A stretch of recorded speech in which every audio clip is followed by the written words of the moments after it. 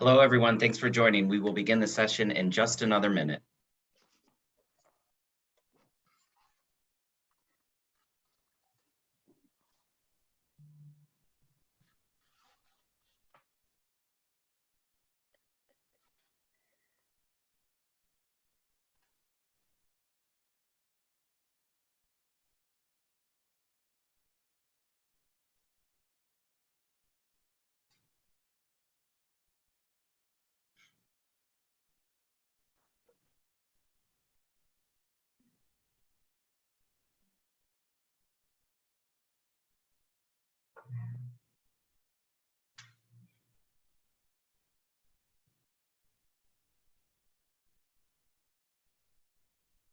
Telangiectasia. Telangiectasia.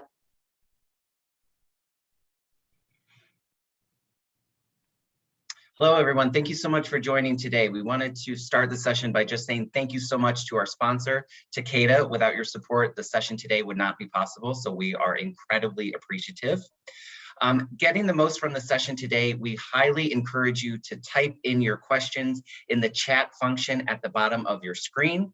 Our presenters will take times periodically throughout our time together this afternoon to take time to answer as many of your questions as we can possibly get to. At the conclusion of the presentation, we will give you some further instructions about how to provide us feedback. Believe me, we take feedback very seriously about the sessions that we put together for our Bleeding Disorders Conference. So any and all feedback is certainly welcome and invited. Finally, the presentation is being recorded and will be available to watch online afterwards. So thank you again so much for being here. I'm going to turn things over to my colleague, Dr. Marcy Hardy.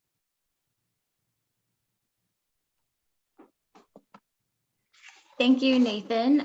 Yes, my name is Dr. Marcy Hardy, and I am the Manager of Medical Education Grants at the National Hemophilia Foundation. I would like to welcome you all to our public health session on health equity. And like Nathan said, we would like to thank Takeda for their sponsorship. These public health sessions that are being held at the BDC are an opportunity for the multiple organizations that are funded together through the Blood Disorders Division at the CDC to connect and to share with others in the bleeding disorder community what each of their respective organizations are working on. So the specific organizations that have collaborated to bring to you today's health equity session include the Center for Inherited Blood Disorders, Cooley's Anemia Foundation, and Cure Hereditary Hemorrhagic Telangiectasia. This public health session today will be focused on the topic of health equity. And again, after each presenter, you will have an opportunity to have your questions answered. So please put those in the chat. Our first presenter today is going to be Dr. Melissa Creary, who is the Senior Director for the Office of Public Health Initiatives at the American Thrombosis and Hemostasis Network, as well as Assistant Professor in the Department of Health Management and Policy in the School of Public Health at the University of Michigan. Dr. Creary will be presenting on understanding and addressing sickle cell disease healthcare disparities. Dr. Creary, please take it away.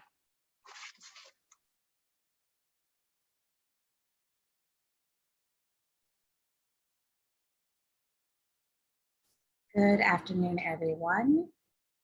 I'm going to share my screen.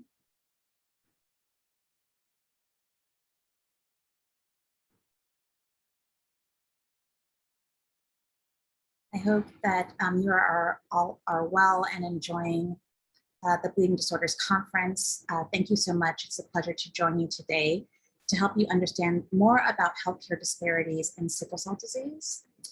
Thank you for the introduction.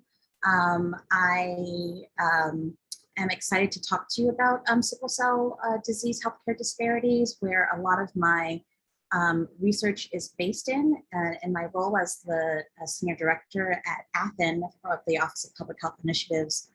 One of my duties and responsibilities is to help ATHN think through ways that we can engage the bleeding disorders community more broadly with a special attention to health equity.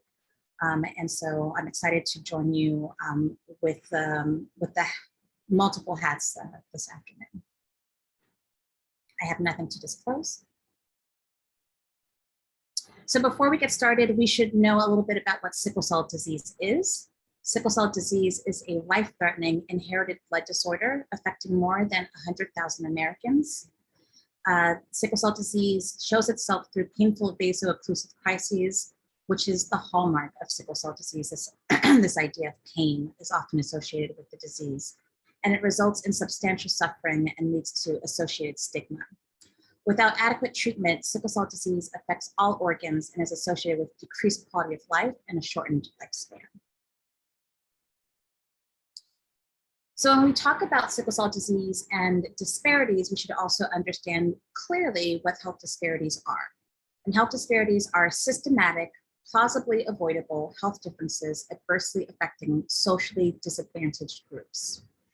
And of course, disadvantaged groups can show up in a number of ways and in a number of intersections, if we can think about the idea of intersectionality and the way that different identity groups combine together to increase inequities in certain populations. And so when we think about sickle cell disease, in terms of discussing disparity, it's both useful and problematic to discuss. It's useful because it serves as a prime example of how people are differentially invested in and treated, but it's problematic because there's a biological basis for disparity when we're talking about sickle cell disease, primarily because sickle cell disease affects mostly one racial group, although that is part of the problematic positioning of sickle cell disease in terms of how the disease is constructed. And so sickle cell disease is a biologically based disease that is not race limited, yet is associated with differential investment in treatment, which likely reveals racism as a root cause for disparity. So think about that as we're thinking about disparity and as we're thinking about health equity. And so when we think about sickle cell disease, we often think about it again as a disease that affects primarily African Americans or Black populations, and we think of it as a racialized disease. The etiology is historically associated with, with the Black race. Hemoglobin S correlates with the geographic distribution of malaria, though, not with the race, not with race. And so when we associate sickle cell disease specifically with the race, then we basically introduce these notions of invisibility.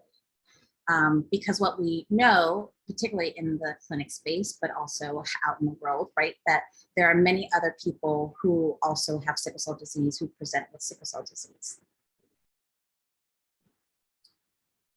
So this idea of equity shows up a lot when we talk about sickle cell disease.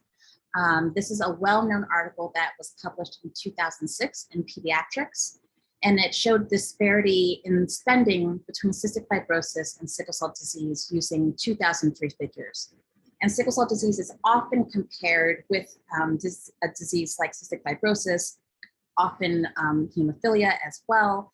And this comparison is usually used to make this distinction between how resources, material, or otherwise get invested in certain populations versus others. And that's what we see right here with this chart. At the time when this was published, again in 2006, we see the prevalence of 80,000 versus 30,000. And we see this great disparity between millions of dollars that have been invested in terms of federal support, in terms of the ways in which the Cystic Fibrosis Foundation raises money versus the National Association for Sickle Cell Disease. And then we see this huge number, almost 3 times as much for cystic fibrosis versus sickle cell disease when it comes to NIH and private support. And again, this has been used for a very long time to show this disparity. And here we have a recent article in 2020 where a similar question was posed, but took it a step further, linking that actual funding with the production of knowledge via research articles and novel drug development. So in general, sickle cell disease does not receive the research funding and pharmaceutical investment given to diseases that have a higher public profile or that capture the attention of the medical research and funding communities. Greater disease-specific focus and funding is needed for research, surveillance, education, and care delivery to improve the health outcomes and well-being of this underserved population. And this has been a consistent message with all of the, particularly in the last, I'd say, 4 to 5 years, is this is this push in literature and in general conversation in medical communities and research communities and public health communities that there really needs to be a specific focus towards funding to be pushed towards things, because funding then shows itself up in greater research infrastructure, which leads to greater advancement in care and treatment. So if we remember that disparities in health and its determinants are the metric for assessing health equity, which is the principle underlying a commitment to reducing disparities in health and its determinants, that is health equity. So health equity in healthcare means equal utilization, distribution according to need, equal access, equal health outcomes. That distribution according to need should be directly linked to the notion of vertical equity. In order to achieve equal outcomes, people must be treated differentially according to their initial endowments, resources, privileges, or rights. And so when that doesn't happen, what we see are inequities, or how those inequities are measured are through health disparities.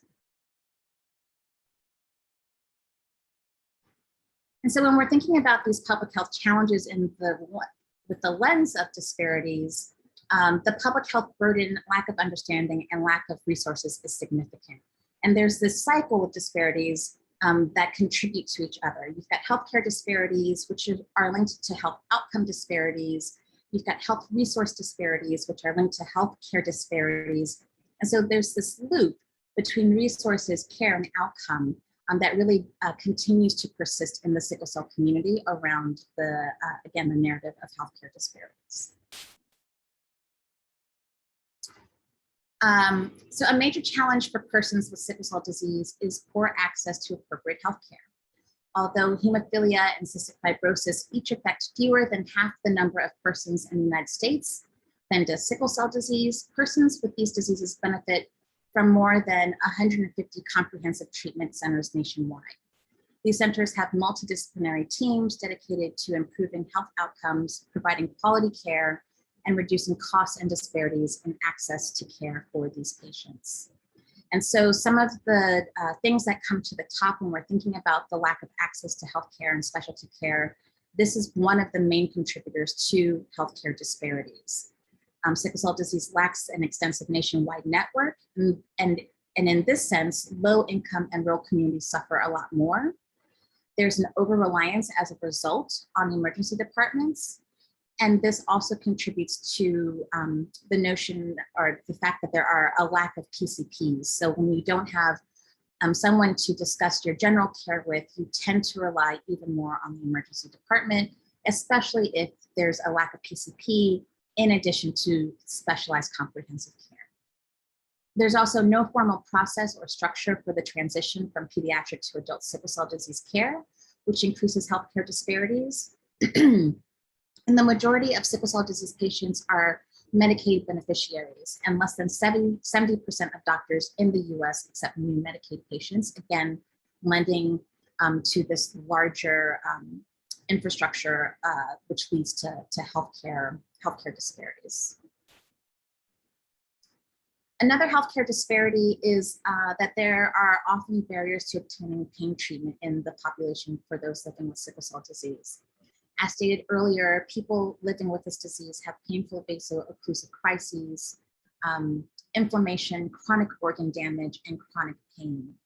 The 2014 NHLBI expert panel report recommended opioids for severe sickle cell disease pain. However, persons with sickle cell disease are often stigmatized when seeking pain relief. So healthcare providers may accurately perceive sickle cell disease patients as drug seekers and may doubt the severity of pain. And this, of course, exacerbates the racial bias in pain management within Black patients' experience across the board. And again, when we think about some of the things I stated earlier in the presentation in terms of racism often being the root cause for how we're seeing differential treatment within this population, it's important to think about how racism shows up in the healthcare settings to contribute to the healthcare disparities that we're talking about today. Another healthcare disparity is insufficient disease-modifying treatments. There's chronic underfunding of research, which we talked about earlier, and that often leads to a paucity in treatment options. And again, many people are clamoring that actions and funding are needed to ensure equitable access to clinical trials for novel sickle cell disease treatments. So there are now at least 5 different approaches to curing sickle cell in or near human testing from at least 8 different companies or academic centers, with new approaches being developed as we speak. And so that is going to certainly close the gap in these healthcare disparities that we're seeing when it comes to the lack of current access to these modifying treatments. But what we know is that data from clinicaltrials.gov showed that there have been more than twice as many industry-funded trials for cystic fibrosis compared to sickle cell disease. In addition to the way, again, the philanthropic model has been developed to help produce breakthrough therapies for cystic fibrosis, again, in stark contrast to what happens with sickle cell disease. Another thing to think about when we're discussing healthcare disparities for those living with sickle cell disease is the fact that there's high utilization and high costs in this population. Unaddressed symptoms of sickle cell disease and not having a primary care provider are associated with high rates of hospital readmission. Sickle cell disease was reported as the 5th most common discharge diagnosis for Medicaid super users under 65. And the total healthcare costs associated with sickle cell disease is $1.1 billion annually. This is based on a dated analysis, but the most current analysis that we have for this population. And then lastly, the total lifetime healthcare cost for a person with sickle cell disease is approximately $9 million. So we should also, again, when we're thinking about the cycle of healthcare disparities, we also need to think about health outcome disparities. And health outcomes are the outcomes or results of a medical condition that directly affects the length or quality of a person's life. And when we're thinking about this in the vein of sickle cell disease, some of the outcome disparities that we see are that the average life expectancy for people with the most severe form of sickle cell disease is 30 years shorter than that of people without sickle cell disease. That patients with sickle cell have the highest rate of returning to the hospital within 30 days of being discharged compared to other health conditions. And that the rate of stroke in adults aged 35 to 64 with sickle cell disease is 3 times higher than rates in African Americans of similar age without sickle cell disease. And so here are just a few examples of the way that healthcare disparities lead to health outcome disparities when compared to other groups. And so how do we think about addressing inequities? There is a recent National Academy's Consensus Study Report that came out in 2020. And this provides a blueprint and 8 overarching strategies for improving healthcare for people living with sickle cell disease. And some of the things that they mentioned to address these inequities. And before I start that, I should also say that this strategic plan and blueprint for action was almost 200 pages. And within those 200 pages was this very intentional attention to understanding how racism contributes to health inequity and how the best way that we can address inequities is to actually address underlying thoughts and beliefs and discriminatory acts that are involved with racism. So, you know, that's something to think about as we're thinking about how we address inequities, particularly for this group of patients. So in the study, it says that NIH designates sickle cell disease as a health disparity to incentivize research, that we should enlist non-medical providers to help provide comprehensive care. And these non-medical providers look like a swath of people. They include community health workers, school liaisons, genetic counselors, pharmacists, people who will be a part of this comprehensive plan of care to make sure that care is extended between adolescence and adulthood, But also once you get into the adult world, which is known to be less comprehensive, more of a space where adult patients have to seek the kind of care that they need, as opposed to the one-stop shop that exists in pediatric populations, or in pediatric care rather. And so when we think about the best ways to decrease inequities and decrease healthcare disparities, it includes widening the span of people who need to be on the ground to support the populations living with sickle cell disease.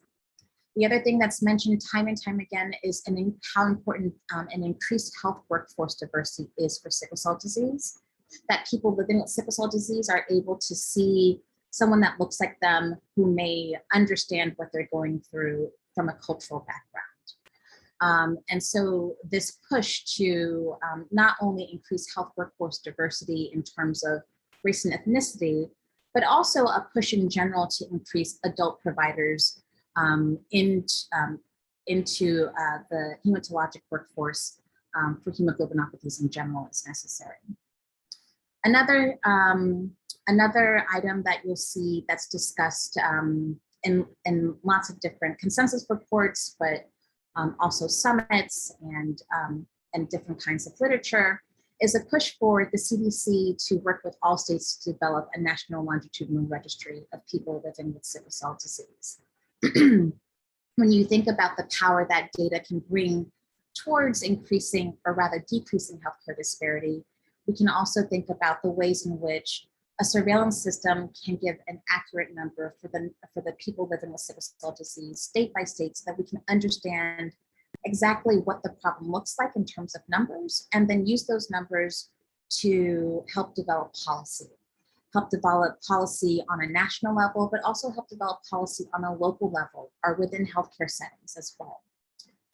And then lastly, it's important to increase education around emerging curative approaches. And this is about increasing education for providers across the US, particularly those who may be contributing to that lack of access, whether it be rural or whether it be the fact that there aren't major centers of excellence where people can converge again for that one-stop shop around sickle cell disease.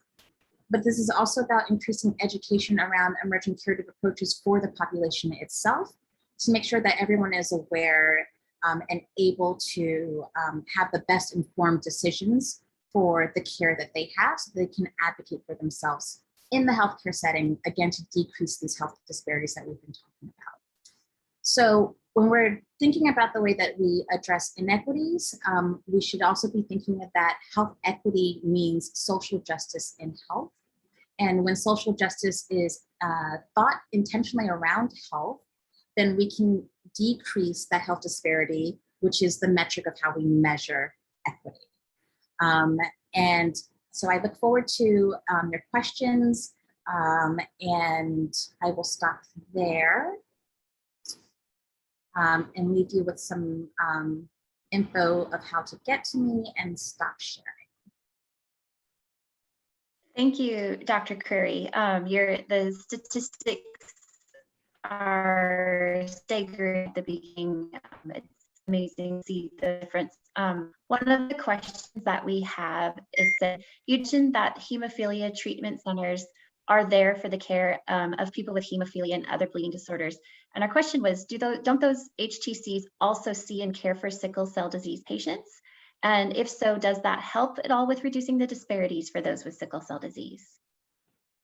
Great question. Thank you for that question. Yes, so there are many HTCs that also see people who are living with sickle cell disease. HTCs absolutely can decrease that healthcare disparity by providing a space for patients to come and be seen properly with hematologists who are knowledgeable about sickle cell as well as hemophilia.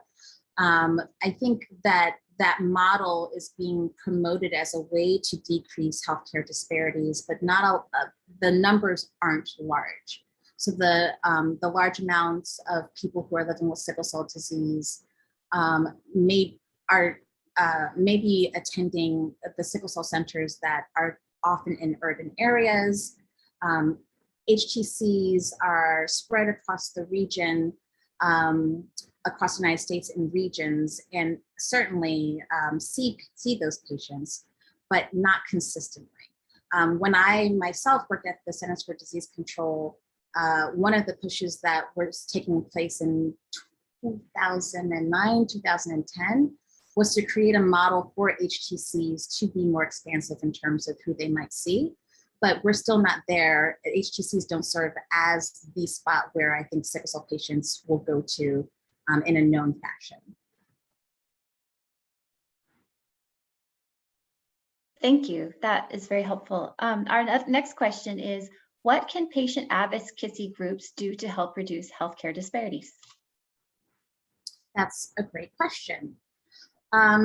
When we think about, I think, the framework of health, we think about upstream and downstream, right? So by the time patients are being seen in the clinic, they're pretty downstream. And there are ways that advocacy can help take care of things on the upstream before folks become embedded in the clinical situation. And that's where advocacy can play a really important role. Advocacy can happen when you talk with healthcare providers and healthcare systems to think about ways to address the patient populations in terms of a social determinants of health kind of public health framework. When we think about this kind of social ecology of health and all of the ways that social determinants may affect one's health, that's part of the upstream process that we're thinking about. And so advocacy can take place through policy change. Advocacy can take place upstream to deal with these larger, again, societal issues that affect the individuals and populations before they get to the clinic.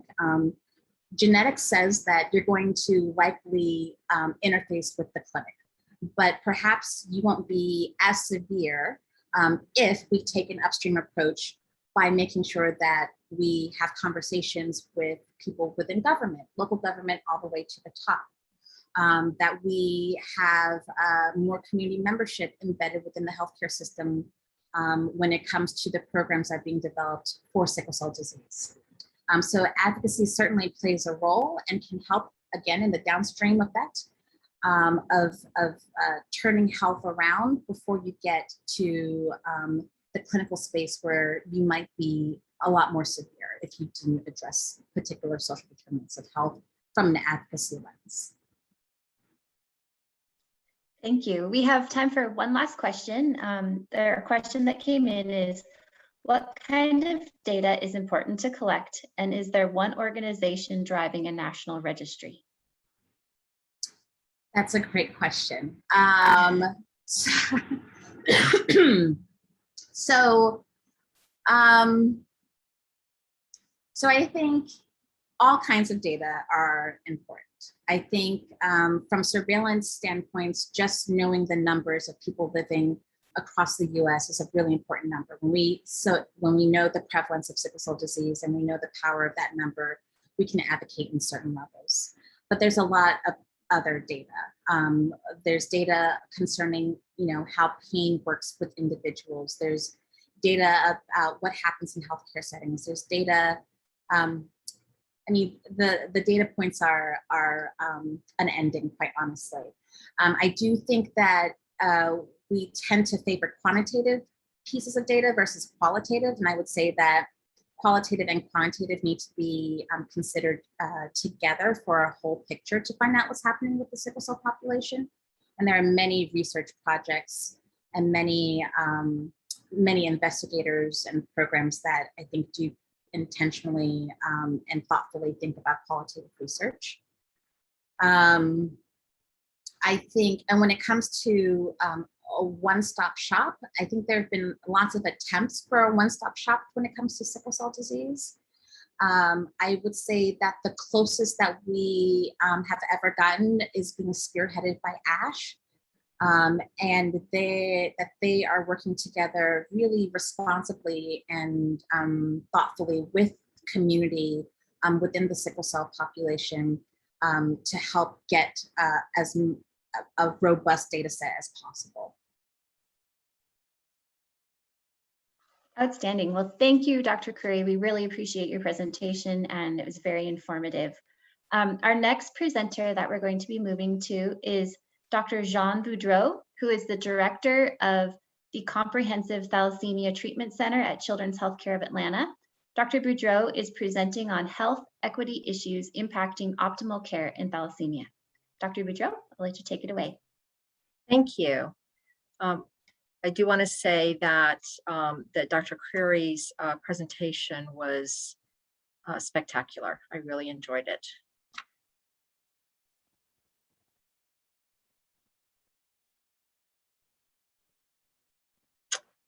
So as was said earlier, my name is Dr. Jean Boudreau. I'm the director of the Thalassemia Treatment Center in Atlanta, and I've been asked by the National Hemophilia Foundation and the Thalassemia Foundation to speak on the health equity issues impacting optimal care in thalassemia. These are my disclosures. I currently receive research grant funding support from the CDC, and I've received consulting fees from Bluebird Bio, Chiesi, and Celgene. So I'd like to start with some definitions. So according to the Robert Wood Johnson Foundation, health equity means that everyone has a fair and just opportunity to be just as healthy as possible. This requires removing obstacles to health, such as poverty, discrimination, and their consequences, including powerlessness and a lack of access to good jobs with fair pay, quality education, housing, safe environments, and health care. And the CDC states that health inequities are reflected in differences in the length of life, quality of life, rates of disease, disability and death, severity of disease, and access to treatment. So this, I'd like to talk about the difference between equity and equality. So equality means that everybody gets the same thing. And equity is when everyone gets what they need. So the cartoon on the right-hand side shows that, that with equality, everyone gets the same box, but only the left-hand gentleman can actually see the baseball field well, and the gentleman on the far right in the purple shirt cannot. But if we give everyone exactly what they need, then everyone can have a view of the baseball field. So what is thalassemia? Thalassemia is an inherited blood disorder caused when the body doesn't make enough of a protein called hemoglobin, an important part of the red blood cells. This causes varying degrees of anemia. There are greater than 200 mutations involving either alpha or beta globin genes that lead to thalassemia. It is a very heterogeneous disease. In its most severe form, patients require regular, every 2 to 3 week blood transfusions just to survive. With transfusions, they become iron overloaded, which causes side effects and requires treatment and monitoring. So a brief overview of the complications with thalassemia. So we divide our patients into transfusion dependent and non-transfusion dependent. The transfusion dependent patients can develop transfusion reactions and alloimmunization, which is antibody formation against the red blood cells. With iron overload, they can develop hepatic failure, and they are exposed to hepatitis. They can develop viral hepatitis. Iron overload in the heart is termed cardiac cirrhosis, and that can lead to left-sided heart failure. The iron overload can affect their endocrine organs, so it can affect their thyroid, their parathyroid gland. It can cause diabetes and lead to infertility issues. They develop bone disease, weak bones, or osteoporosis. Our non-transfusion dependent thalassemia patients have milder anemia, but they can have very significant long-term consequences as well. So like the transfusion dependent patients, they can develop hepatic fibrosis, cirrhosis, and with an increased risk of liver cancer. They can develop splenomegaly, or an enlarged spleen, and extramedullary hematopoietic pseudotumors. These are benign tumors made up of the blood-forming cells, and these tumors can press on critical organs in the body and cause damage. Patients can also have silent cerebral ischemia or strokes. They can develop pulmonary hypertension and right-sided heart failure.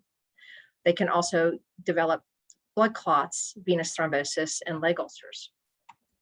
They can have gallstones, and they can also have weak bones or low bone density or osteoporosis. The distribution of thalassemia is illustrated in this map. There's a very high prevalence in Asia, especially South and Southeast Asia and China. There's estimated to be about 80 to 90 million carriers worldwide. This isn't 1.5% of the population. There's 60,000 affected individuals born annually.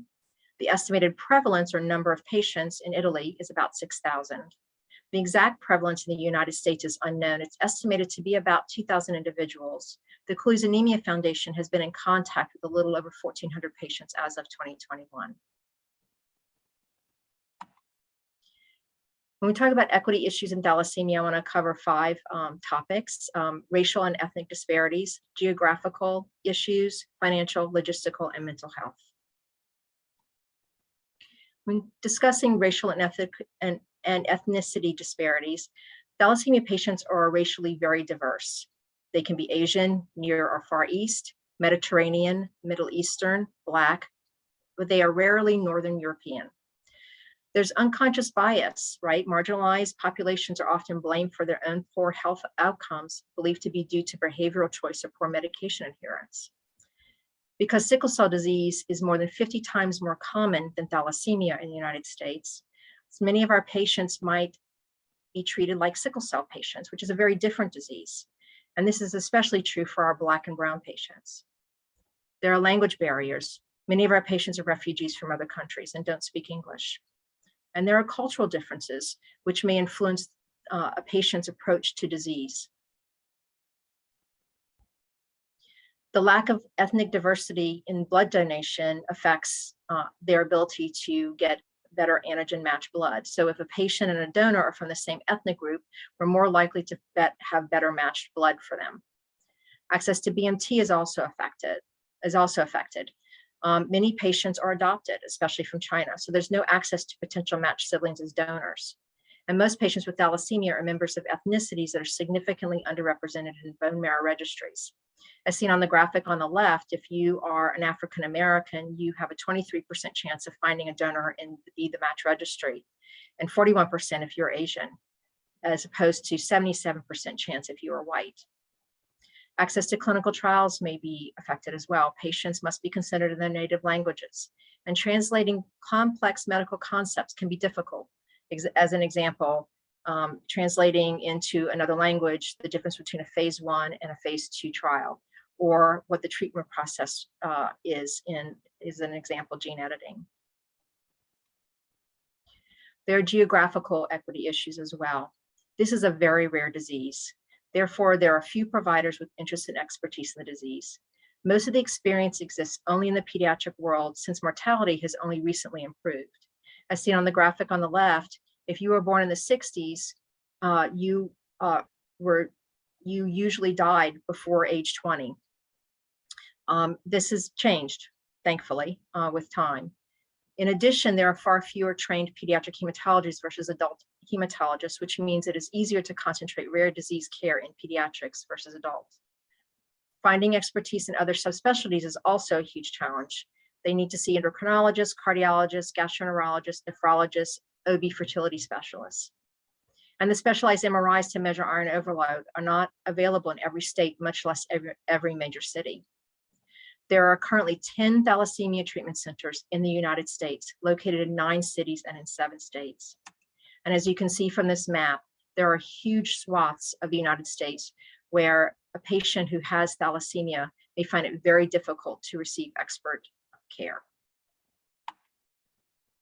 There are financial issues as well. The cost to treat a typical thalassemia patient in 2016 was per patient costs $127,000 plus, including almost $30,000 in transfusion and over $50,000 in chelation therapy costs.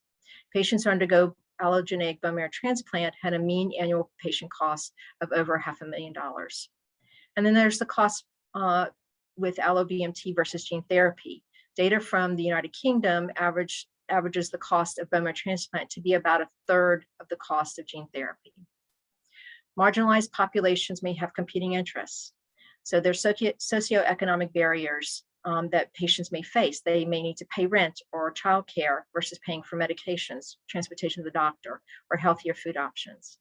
They may work multiple jobs to pay the bills, and which may not allow for time for exercise to improve health, as an example.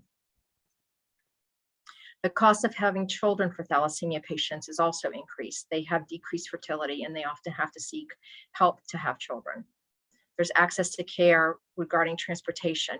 Many of our patients travel very long distances, or they may have lack of transportation because of their socioeconomic status.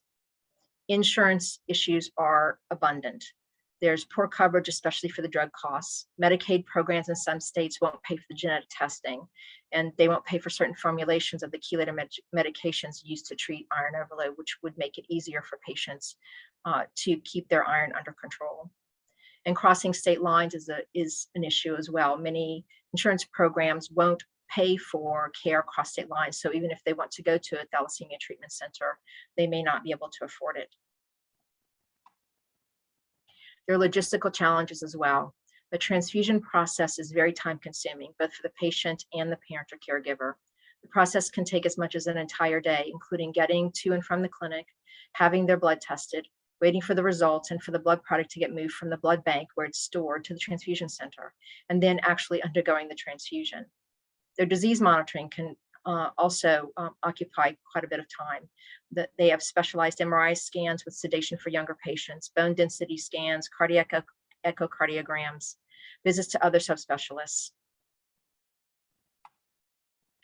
Patients with ports may need extra ED visits and hospitalizations with fever. Patients on the chelator deferoxamine, which is a medication that is required to be administered via a sub-Q pump, usually for 8 to 10 or 12 hours a day, 5 to 7 nights per week, may limit childcare options due to the complexity of the administration. Travel can be complicated. Trying to get a pump through TSA can be a challenge. Arranging for travel around their transfusion schedule is also a challenge. Arranging for treatment around school tests or functions, and finding flexible employers and careers that can flex with this disease are also challenges for these patients. And then there's the mental health issues, right? Access to mental health services is especially challenging for financial reasons. It is harder finding mental health providers with expertise in the challenges faced by patients with a chronic disease. We do know that the quality of life scores in thalassemia are lower than the general population. And because it's a rare disease, it's more difficult to find peers going through the same thing in order to seek support. Cultural differences regarding mental health diagnosis and seeking care may also influence this. Adherence to lifelong daily medications, they're chelators, which helps to remove the iron from their body. Sometimes multiple doses per day can be very challenging. It's especially true since these medications do not make the patient actually feel better, but rather may have side effects that may make the patient feel bad. And there are no immediate consequences to non-adherence. It's only after years of non-adherence where they have significant consequences. Patients, parents, and caregivers often struggle with the transition of care from childhood to adulthood. So how do we meet some of these equity challenges? So for the racial and ethnic disparities, I think it's imperative that we improve cultural competency of everyone on the care team, from the physician, the nurse practitioner, the nurse, the social worker, the front office staff. Utilize in-person video and phone-based interpreter services where needed. Encourage patients to help you educate their broader communities about their disease. In thalassemia, this helps with getting more ethnically diverse blood donors and bone marrow donors into the registries. Translation of educational materials and consent forms into native languages spoken by the patient population are also very important. Cooley's Anemia Foundation has gone a long way in translating many of our educational materials into the languages spoken by our patient populations. Access to a thalassemia treatment center. So the Cooley's Anemia Foundation provides referrals to the thalassemia treatment centers that are currently in place. And they also can help provide some financial support for travel. We also are starting to try to use telemedicine a little more often. Since COVID, of course, we have all become experts in video conferencing, but telemedicine is a little bit more of a challenge because in order to practice across state lines, you have to have special licensures which costs money for the providers to have, and oftentimes they have to set it up for each individual state. Published standards of care are also very important. Guidelines, checklists from the Thalassemia Foundation, from the Thalassemia International Federation, all of these can help provide standards of care to the local treating hematologists and also to the families to help them advocate for themselves. The Thalassemia Foundation sponsors meetings. The annual Patient Family Conference was just 2 weeks ago and was well attended. Thalassemia Foundation also sponsors a U.S. Thalassemia Working Group, which has quarterly meetings and a listserv where the providers can ask each other questions.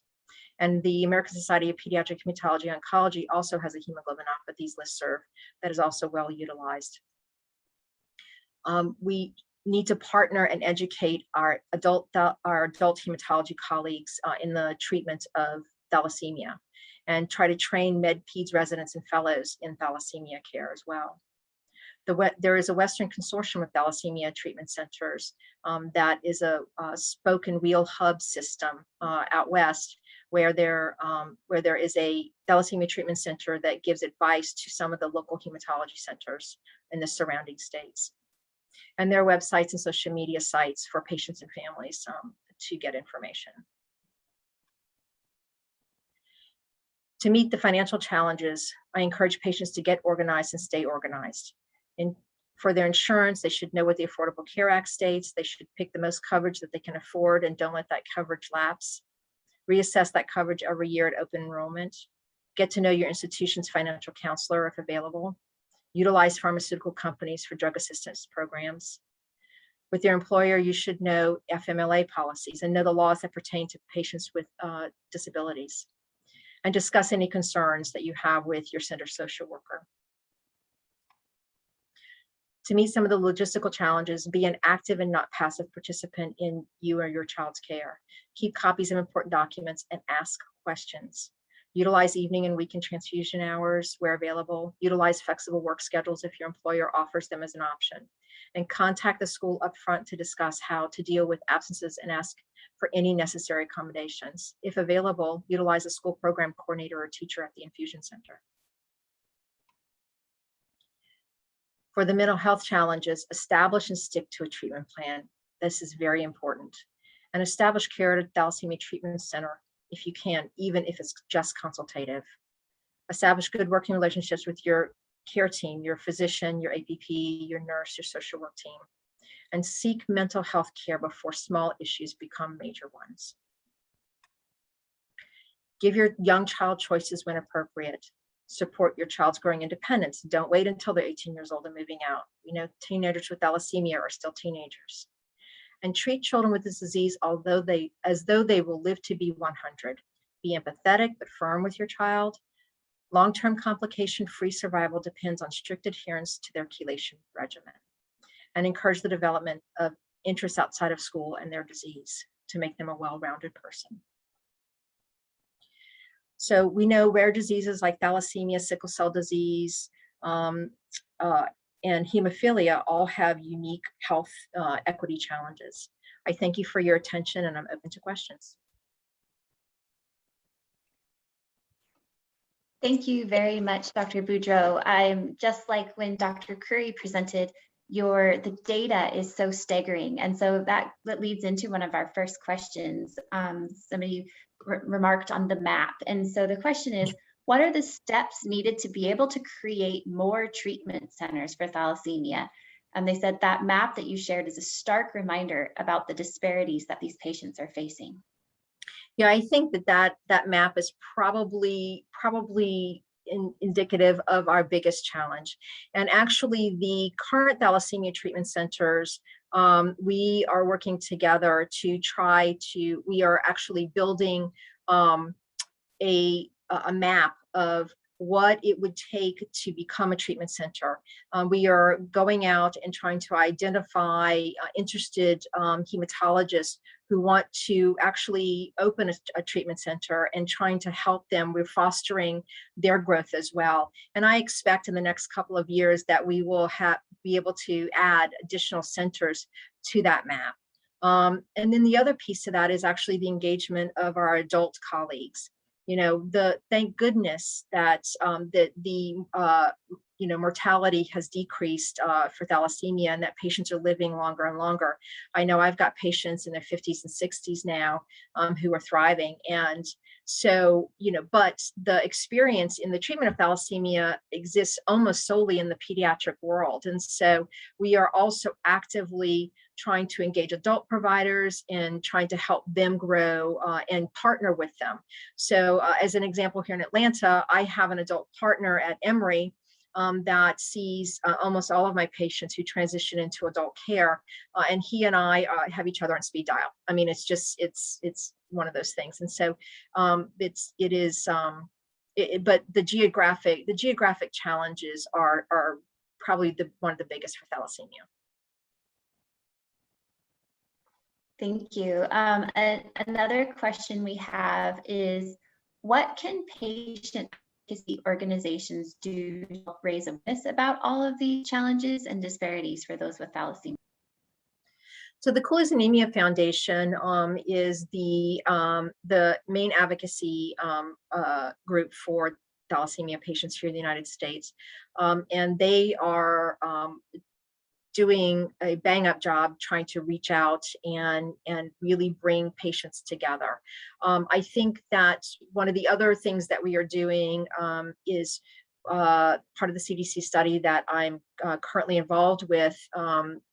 There are 2 other centers, one in New York and one on the West Coast, and we are each trying to figure out, how do we reach more people? How do we bring more patients into the fold? How do we educate them?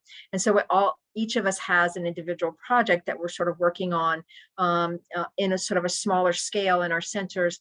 And hopefully, if we can find some success, then we would like to sort of branch out and send that information out to the other centers to emulate.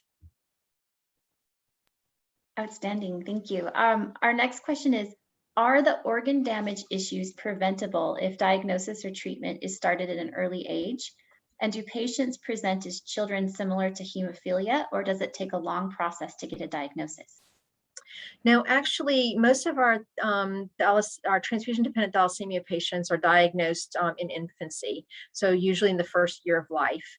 And some of our non-transfusion-dependent thalassemia patients sort of depending on whether they're born here in the United States or whether they move here from another country, that diagnosis may be more delayed.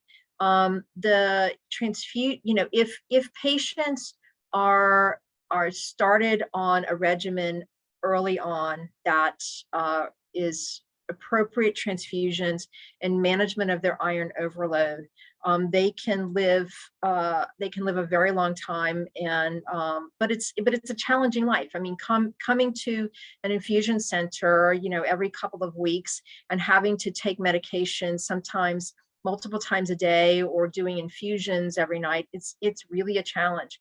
And I think that many of our patients and families are very motivated, but then our children start going through adolescence, and with adolescence, right, comes some unique challenges of them, teenagers wanting to be their own person and make their own decisions, and not quite realizing the long-term challenges that can happen. And then when they enter, then of course they enter their college. They either go off to school or they go into the working world, and they meet a whole new set of challenges, which can be of trying to get their therapy and keep on schedules when they're still trying to balance lots of other things. And as I said earlier, I think one of the unique challenges with thalassemia is that if you don't do your transfusions, you're not going to feel very good. But their medications, how you feel with iron overload is you don't really start feeling bad until it's very severe.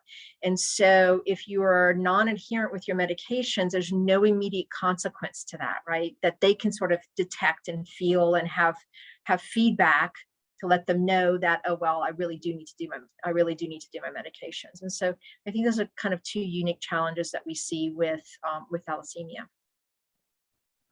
Yeah, I can't even imagine as a parent with teens with health problems, at least mine know that when you have a health issue, you feel it, right? So that would be a Right. huge challenge. So I have a question that ties to that then. Are there any apps or health tracking devices or things that parents can use as tools to help connect with, making sure their child is doing their treatments and then be able to communicate that back to their provider so you can see in real time how that's working? Yeah, we don't, there are some apps that patients can use to sort of track their own like disease results and those kinds of things. There's nothing yet sort of developed sort of with interaction between the patient and the provider directly, other than their access maybe through their EMR kind of thing, sort of messaging and that kind of that, but no apps per se. The development of sort of the apps with that can interact with the EMR. There are, of course, issues with security and those kinds of things that make it sort of difficult. But there are some apps, and then we strongly recommend that our families go to the Cooley's Anemia website, go to the Thalassemia International Federation website. There's guidelines there that can help guide how to manage transfusions, how to manage the chelation, how often do testing, how to track things. And so I think that, my message to patients who have a rare disease, especially in a world where there may not be as many providers out there for them with significant expertise, is to sort of become their own advocate. That's why I say, keep copies of your important medical records yourself. Don't depend on someone else to do it. Ask questions, download the guidelines, go to your provider and say, this is what the guidelines say, and this is what we're doing, and is there, why am I different? And challenge a little bit. I think getting access to at least a consultative visit with a thalassemia treatment center can go a long way. We spend a lot of time with the families. Patients, we go over their particular case. We make recommendations back. We offer to speak directly to their referring hematologists on an ongoing basis to help manage those patients in the long term. So that can be helpful as well. Excellent. And are there organizations like just the Cooley's Foundation? Do you guys help connect patients with technology? So like if they're doing that telemedicine, if that is an issue for them to be able to access the technology or the internet that they needed, do you guys have funding sources to be able to help families overcome that barrier? I don't think for the telemedicine piece of that, because many centers require that the telemedicine visit happen through the EMR process, and so those are individualized, I think, for the center. What Cooley's can help with is funding for travel to a thalassemia treatment center. They also they support scholarship funding. They also support research funding. So they have their hands in lots of different pots. Education's huge for them. So it's a wonderful group. And the thalassemia community is better for them. That's incredible. We have one last question for you. And that is, what kind of data is important to collect, and how will that make a difference in reducing the disparities in thalassemia as well? So, it's interesting. I love Dr. Query's talk earlier, because I think she had a real emphasis on the fact of funding issues. Thalassemia also suffers from a similar issue in that we would like to be able to do more data collection, but unfortunately, the amount of funding that has been available and that we've been able to access either through the NIH or through the CDC to do larger scale data collection has significantly diminished. There was a thalassemia consortium that was collecting long-term data to try to help with with some of our knowledge about what's going on with thalassemia.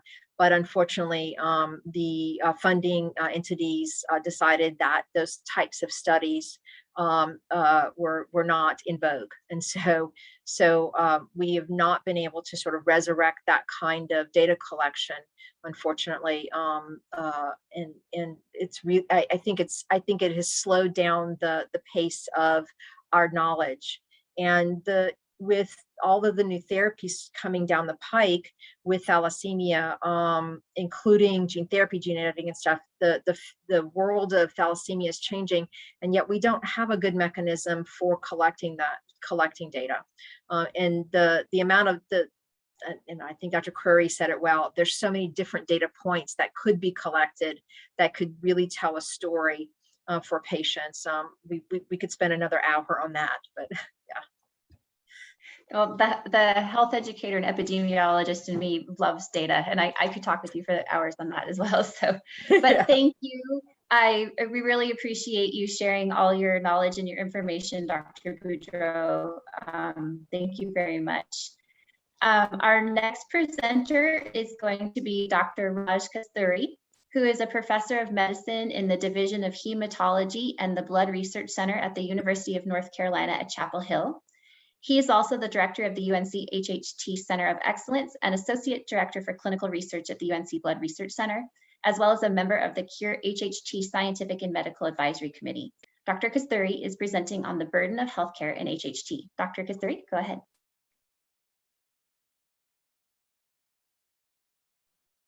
Thank you very much for the kind introduction. Let me go ahead and get my slides up here.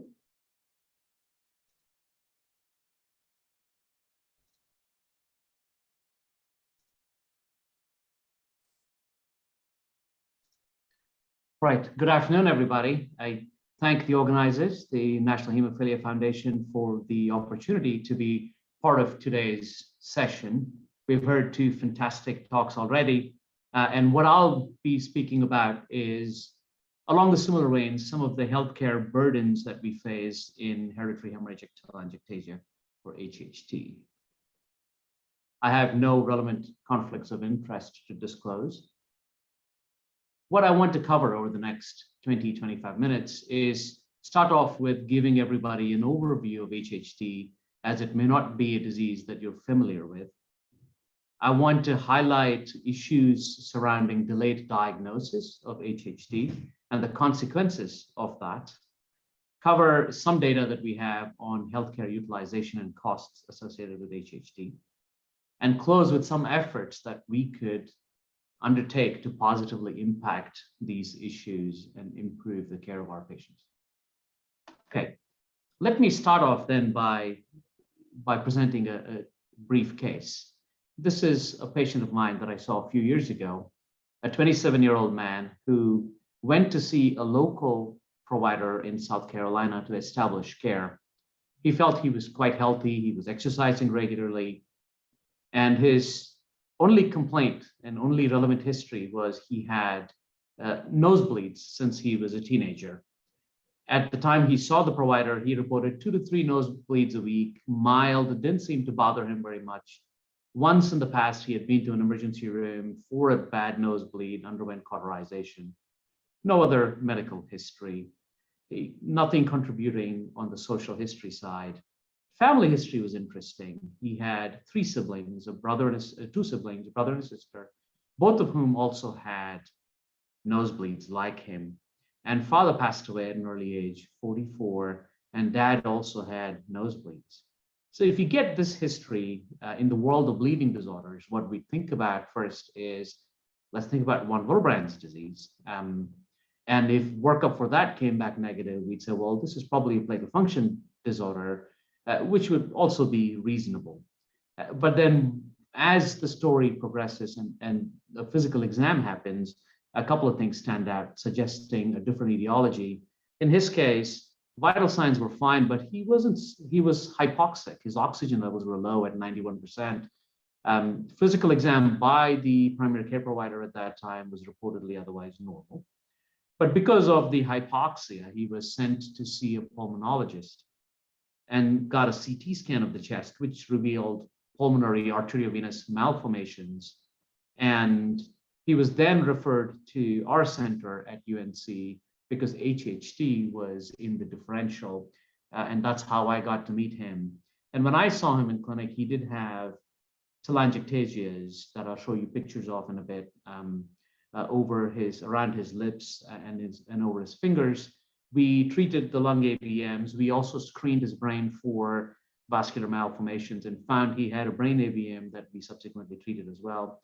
And this is not a uncommon presentation or story for our patients who have symptoms, have underlying disease brewing in them, but then are doing relatively well and can tend to go many years without ever being diagnosed unless they proactively seek help or they start to develop some disease-related complications. Okay, with that story, what is HHT? It's an autosomal dominant inherited disease of blood vessels that results in the development of recurrent spontaneous bleeding. And that is primarily because they develop telangiectasias or arteriovenous malformations because of an underlying defect in blood vessel development. A wide range of clinical manifestations and presentations that tend to typically be age dependent. How common is HHT? The prevalence is about 1 in 5,000. So there should be about 70 to 75,000 people with HHT in the United States. It's not that different from sickle cell disease. And there is a slight female preponderance. It seems to affect all races equally. And it is a bleeding disorder, although it is not your traditional bleeding disorder in that not because of a defect in a plasmatic clotting factor, it is a defect in the vessel wall, but nonetheless a bleeding disorder recognized as a rare bleeding disorder by the CDC. And given its prevalence, it would be the second most common bleeding disorder after von Willebrand's disease. HHT is caused by mutations in the genes endoglin, ACVRL1. Together, they account for about 85 to 90% of all HHT.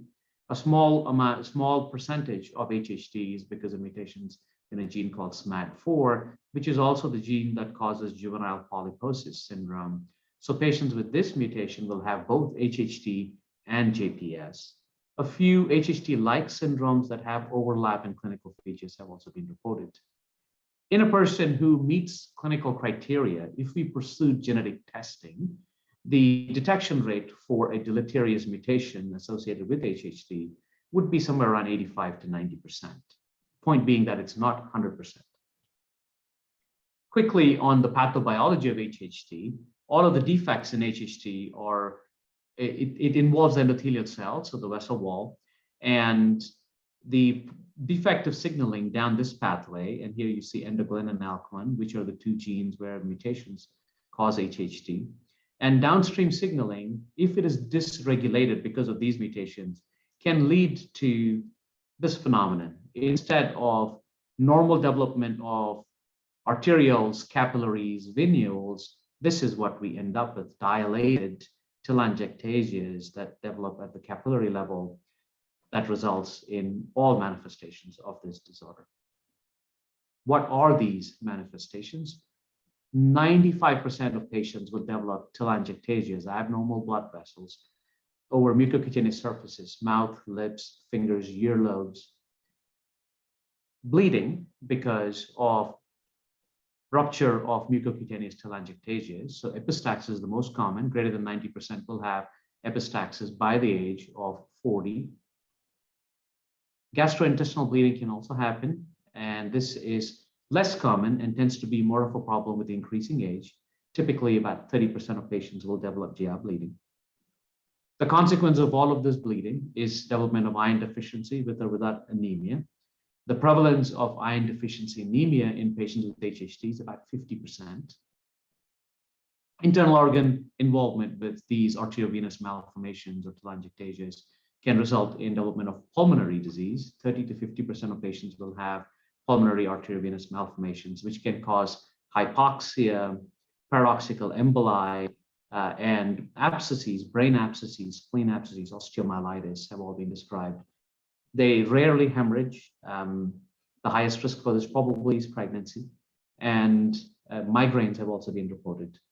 Cerebral involvement with AVMs occurs in 5 to 15% of patients, can result in hemorrhagic stroke, headaches, seizures.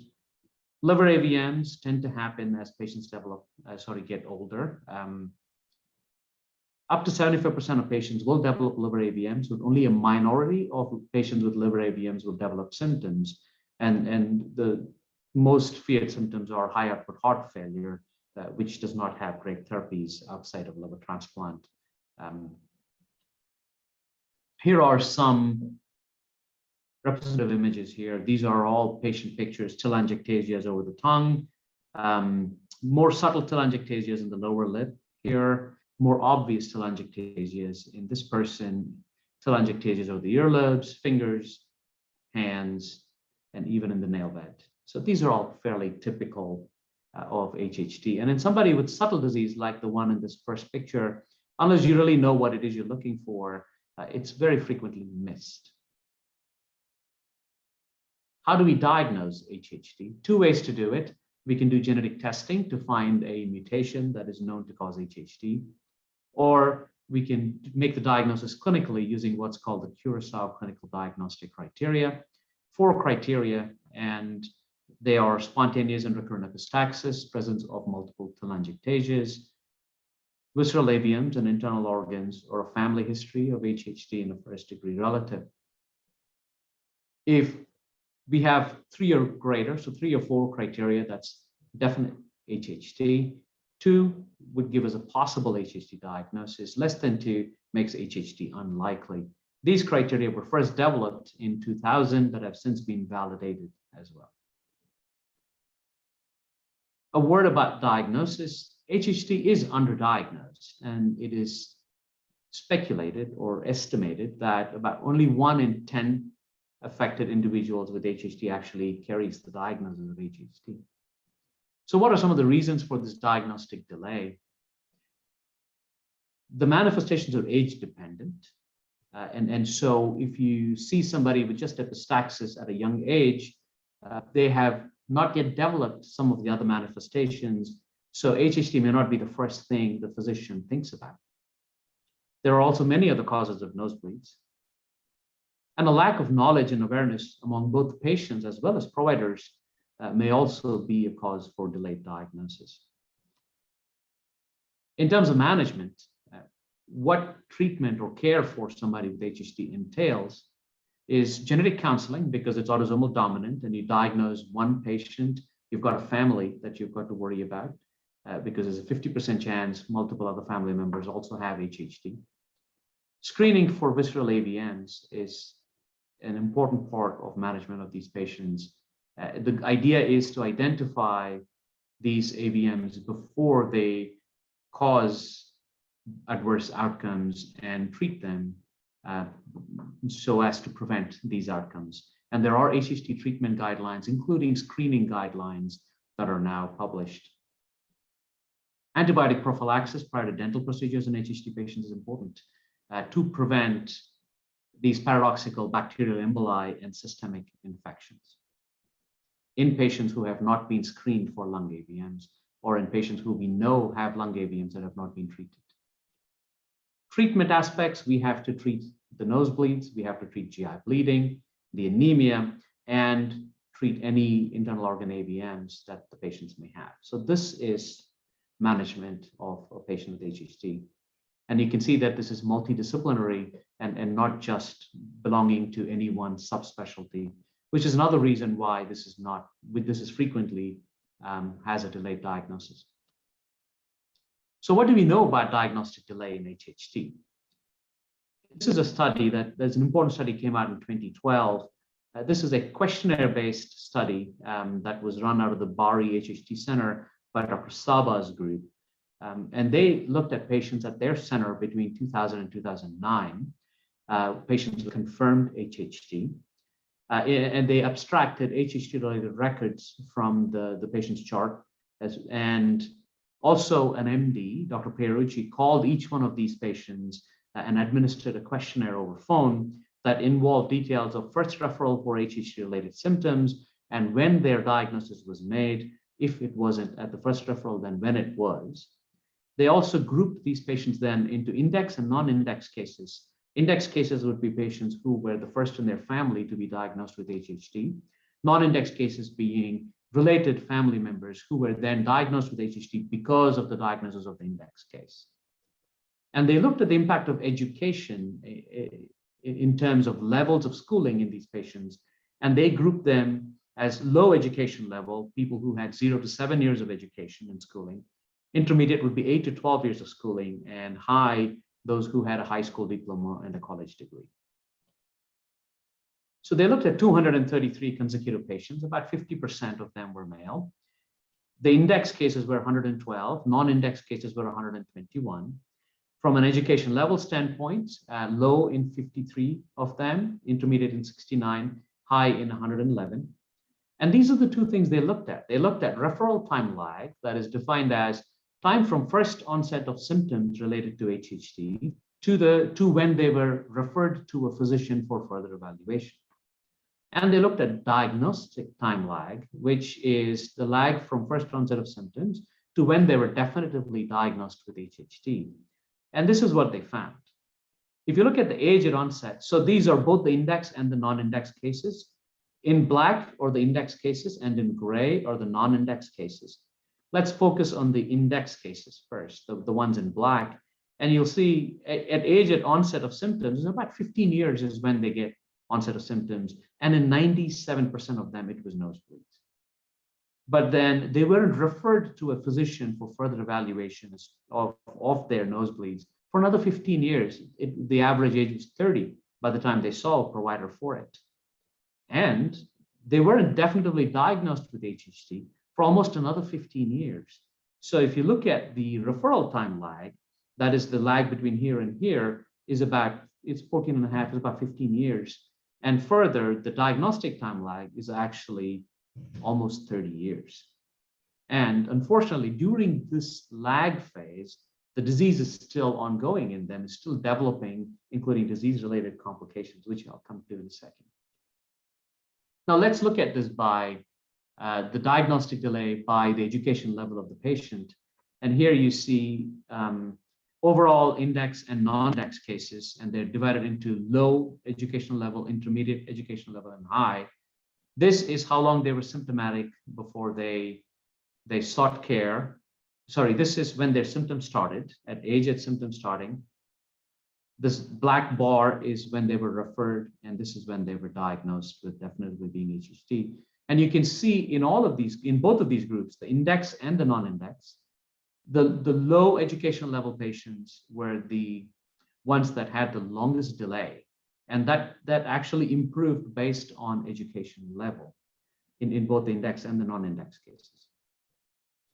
So as we're talking about social determinants of health, health inequity, and health disparities, these data are telling. Unfortunately, because this was a retrospective study, a lot of the other information that we would have liked to have, we don't have or was not obtained as part of the study, but more work to do here. And if you looked at complications during this delay in diagnosis, here's index cases and here's the non-index cases. There were 12 patients out of the 112 in the index group, and another 10 in the 121 non-index patients who developed complications while they were waiting to be diagnosed with HHT. And these are all life-threatening complications. BS is a brain stroke. BA is a brain abscess. Each of these asterisks is an event. GRH is GI bleeding, pulmonary hypertension, intracranial hemorrhage, and so on. So this happened in both the index and non-index cases. The take-home point here being 20 out of 22 of these life-threatening events could have been prevented if the patients had been diagnosed early. Now, not to mention all of the healthcare costs in the meantime, as well as adverse outcomes for the patients that we could have prevented potentially. Now, how does this compare in terms of the diagnostic delay in HHT to other inherited rare diseases? This cannot be unique to HHT. And I don't think it is. Here is a table from the same publication of a number of rare diseases and what we know about the diagnosis time lag in years for it, HHT is one of the highest, next to something that a lot of us are familiar with, Ehlers-Danlos syndrome, which has an equally long delay in diagnosis compared to a lot of the others. CF is here, probably has the shortest lag time. So work to be done. Let's talk a little bit about healthcare utilization and costs in HHT. What do we know? A recent publication looked at this by way of a retrospective analysis of administrative claims data from the Optum Labs data warehouse. They looked at all patients with a new diagnosis of HHT over a 10-year period, 2007 to 2017. They matched each HHT patient with a control. And what outcomes did they look at? They looked at median annual total costs of care, healthcare utilization in terms of office visits, ER visits, hospitalizations, imaging procedures, iron infusions, need for blood transfusions. And they looked at outcomes assessed for 1 year before and for 5 years yearly after the diagnosis of HHT. And they looked at it 1 year before because they wanted to make sure that these were all new diagnoses. So 1 year before, there shouldn't be anything about HHT in the chart. Now, these are the characteristics of the HHT group. They looked at almost 3,600 patients. And here's the control group trying to match for all characteristics. The data splits it into regions of the country. Most of these patients, about 50%, were from the South, and 83% were white. And what's interesting here is if you look at the mean age, remember these are initial diagnoses of HHT. So the age of diagnosis of HHT in this database was 51. Now, multiple studies have shown that onset of symptoms is in the mid-teens. So if you say 15, here's another 35 years of delay in a definitive diagnosis of HHT. And they looked at 75% of these patients were commercial insurance plans and 24% had Medicare Advantage. So they compared commercial versus Medicare as well. And I put this up. This just lists the percentage of patients by year that were diagnosed with HHT. And I'm encouraged by this, and that's why I put it up. In the last 4 years, you can see that the percentage of the number of patients being diagnosed with HHT is increasing every year. And I'd like to think that this is because of a lot of efforts by the Cure HHT Foundation and their collaboration with groups like the CDC, the NHF, ATHN, as well as the work done by the HHT Centers of Excellence around North America, increasing awareness for HHT. Now, let's look at the cost data. And this is median annual total costs. The top bar here is Medicare Advantage. And the next one is the commercial, here is commercial insurance. The one immediately under the brown is the controls, and the blue is the controls for commercial insurance. And what you can see is in the year after diagnosis of HHT compared to the year before, in both the commercial insurance and the Medicare Advantage patients, there was an increase in healthcare costs.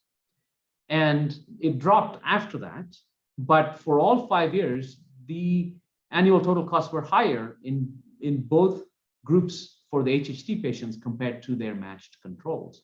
And here is the actual dollars data if you're interested in knowing what that is. Let's then look at the rates of office visits. Similar pattern, prior to diagnosis to the year after diagnosis, increase in office visits. But overall, over a 5-year period, a greater number of office visits for HHT patients compared to their controls, regardless of whether they were commercial or Medicare for insurance. And here's the raw data for that. What's interesting in this is that the majority of all of these increased clinic visits were to primary care providers. If you look at, okay, how many of these patients actually saw a specialist? Very few. Hematology visits, 2.3% of the commercial insurance holders, and 0.1% of Medicare Advantage patients actually saw a hematologist. And other subspecialty referrals were similar. Majority of these visits are to primary care providers.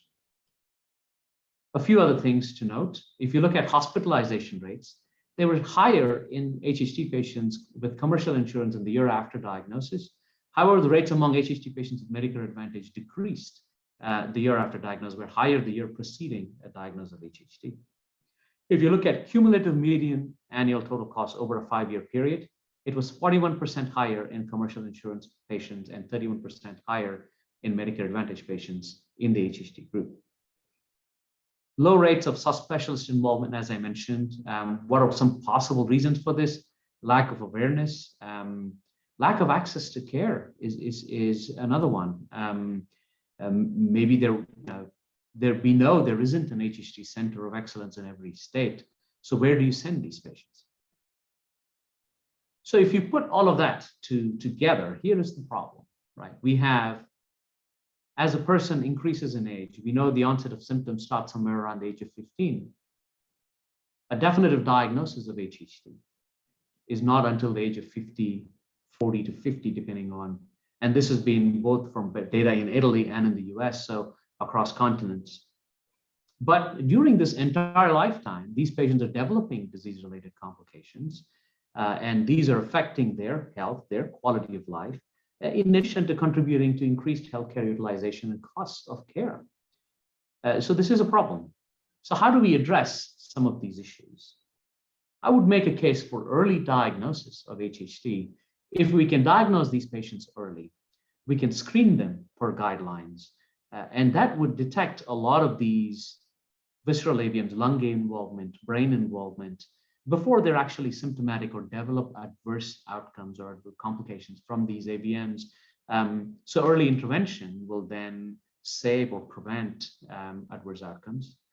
We will be able to better manage these patients for their bleeding and their iron deficiency anemia, prevent development of iron deficiency anemia with appropriate management of bleeding. We can prevent other disease-related complications, liver AVMs, for example, and related complications, if we can surveil. I would make a case for patient and provider awareness by increasing education. They need to be aware of HHT as on the differential for somebody who presents with epistaxis. They need to know to look for telangiectasias, educating patients and families that it is important even in somebody who's asymptomatic. The number of times I have been told by patients or family members that they do not think they have HHT because they don't have nosebleeds. Only 90% develop nosebleeds, 10% don't. And the first sign in that 10% may be a stroke that we could have prevented. So education and awareness is important. Improving access to multidisciplinary HHT care. So we need more multidisciplinary sites, HHT centers of excellence that can do a good job of taking care of them. We've got 140 hemophilia treatment centers, as has been pointed out. We've got 25 HHT centers in this country. We need more.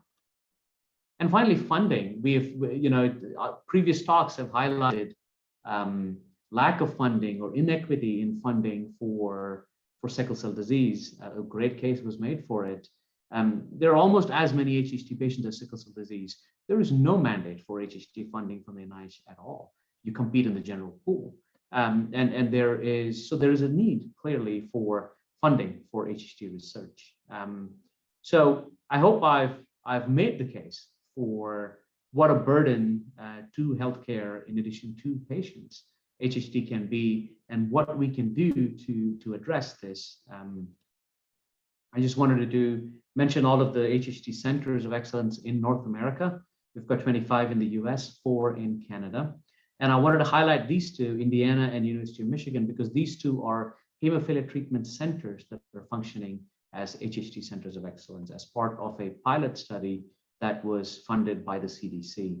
Very thankful to that. And all of these HHT centers of excellence are the concept of an HHT center of excellence created by Cure HHT, the foundation for HHT, which has done yeoman's job. And my last slide, acknowledging all of the work done by Cure HHT, the HHT community, patients, families, all of the people at the HHT Centers of Excellence, and the CDC. Thank you very much, and I'll take questions.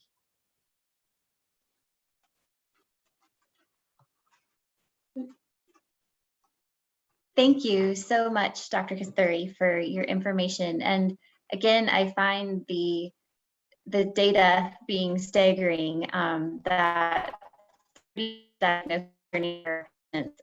had a question that came in about what tools or interventions should be taken to reduce this drastic delay? And I'm going to add to that my own question, because you mentioned genetic testing. And do you find that there are differences in the population of who is willing to participate in genetic testing, as well as are there certain individuals or groups who are more likely to be referred for genetic testing as well?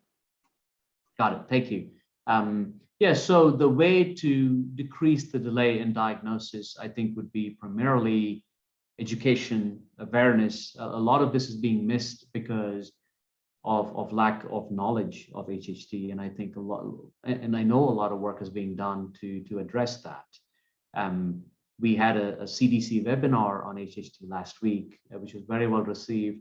And I bring that up because there was a dentist in the audience who reached out and said, hey, we are front and center. We see people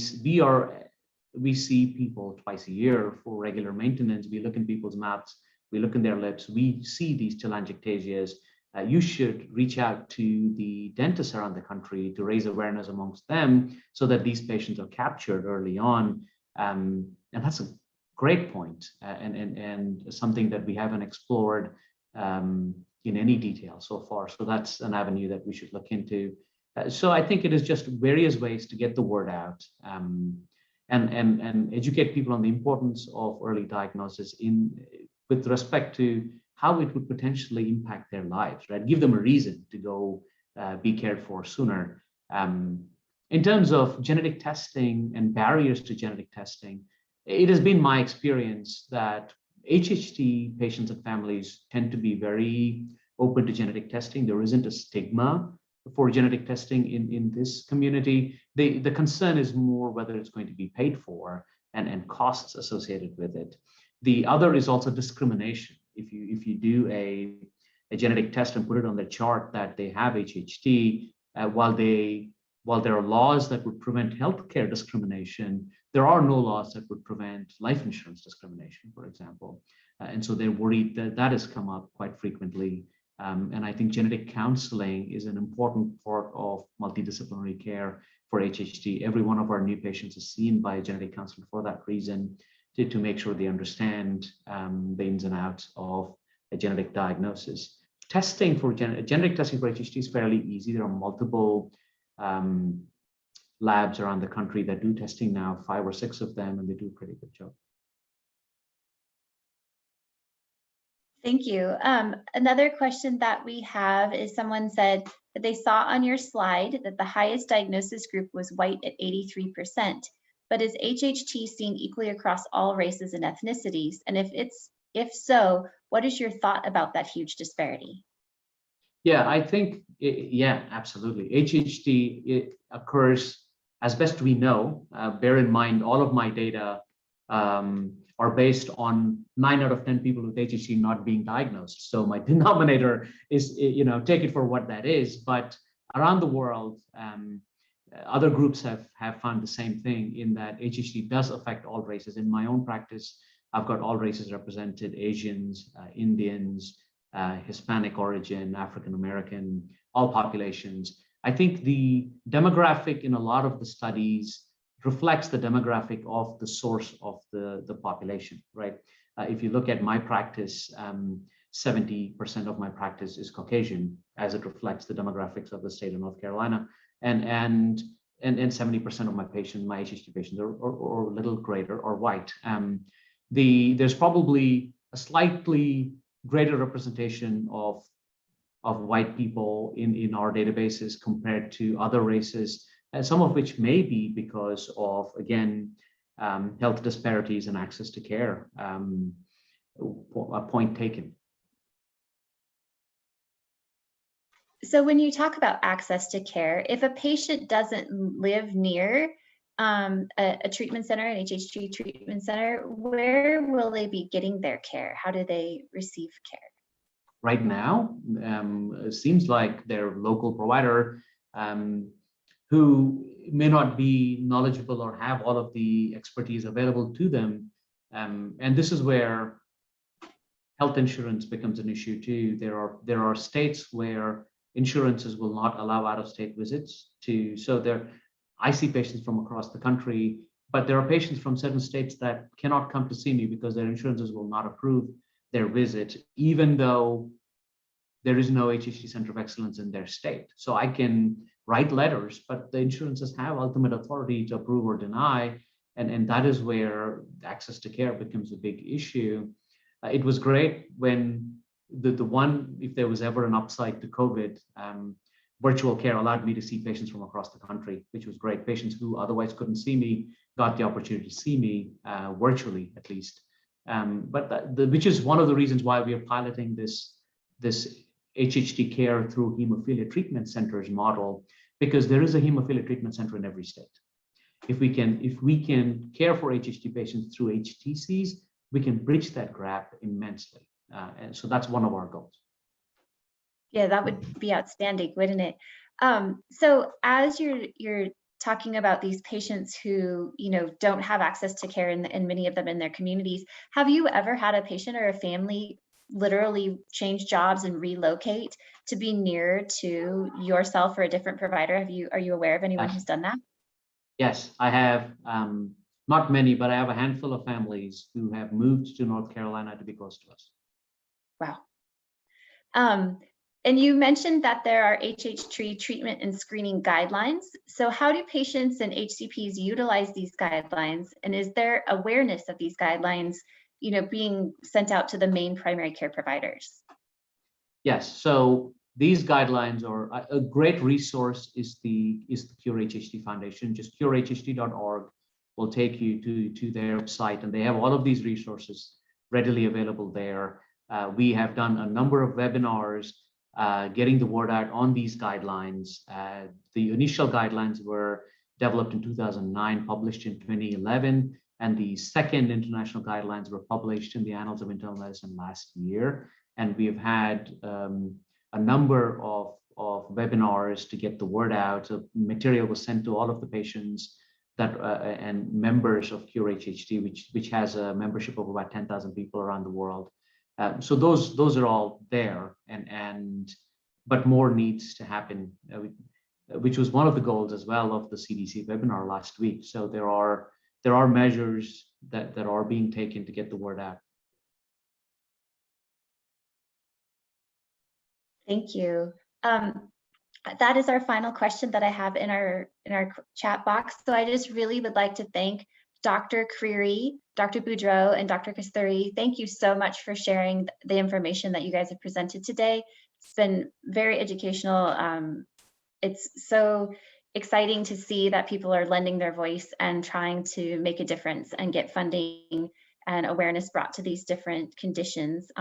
Also, again, we would like to thank Takeda for their generous sponsorship of this presentation, as well as to just ask each of you to please provide your feedback when you get the session questionnaire. Your feedback really does matter. It helps us plan an even better event for the next year. If you complete the evaluation, you'll be entered into a raffle for a $75 gift card, and those raffle winners will be selected on Thursday, Friday, and Saturday, and they will be emailed by NHF. So again, thank you on behalf of the National Hemophilia Foundation, as well as the Center for Inherited Blood Disorders, Cooley's Anemia Foundation, and Cure HHT, who together have brought these sessions for you.